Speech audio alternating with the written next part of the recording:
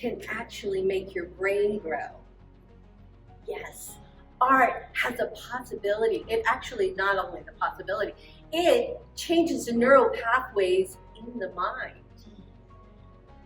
It's cutting edge, but I've been doing it for decades.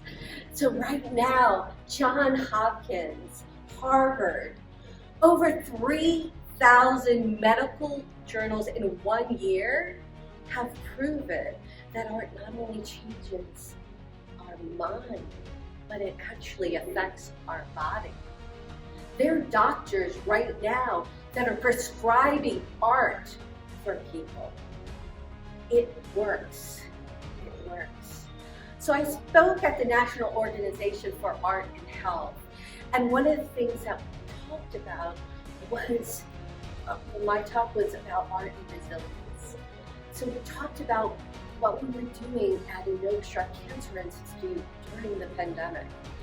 So as you know, during the pandemic, doctors and nurses and all medical staff were incredibly stressed. They were overworked. They were so burdened.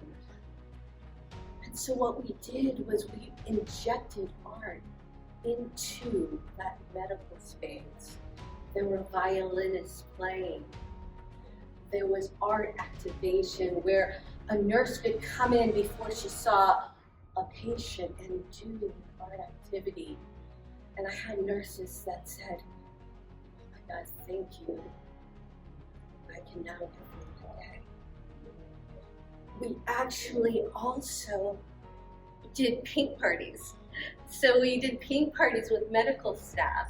And I don't know if you know how it is in a radiation team, but they're busy, they're incredibly busy. So some people actually were able to do, sit there and enjoy it and relax.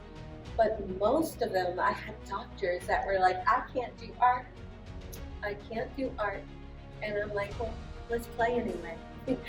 And so these doctors, this medical staff, would come, and I had guys that wanted to tag team with canvas.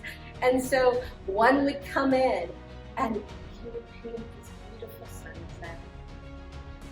And then he'd have to go to his patient, so he'd go off and the next doctor came in.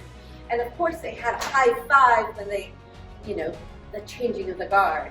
And he'd sit down and he painted his beautiful palm tree flowing in the wind.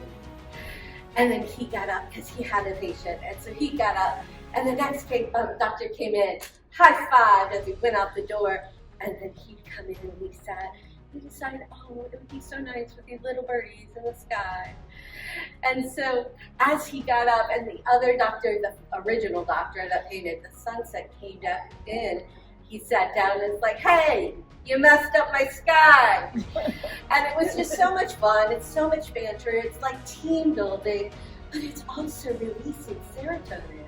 It really helps these medical professionals get through the day. Another thing that I do is I do art activations, and sometimes it's virtual and sometimes it's in person. But one of the modalities that I use is neurographics. And what is neurographics? If we had time, I would take you through that exercise. But what it is, you're actually drawing these lines. You're focusing on something, on a challenge or something that's stressing you out. And you start to draw these lines, and then the way you connect them in neurographics, it actually changes your brain cells, and it can help rewire, and it can help break down boundaries, and it can make you limitless. So these companies, these high performance companies, I go in and I train their team so that they can use these modalities as their superpower. Some of the most innovative companies, Microsoft, Google, they're using creative modalities to give their staff, their employees, the power to be the best, to be the newest, to think outside the box. And art is playing a major factor in that innovation. So, fun fact, I had a prince tell me that my work and the work that I did was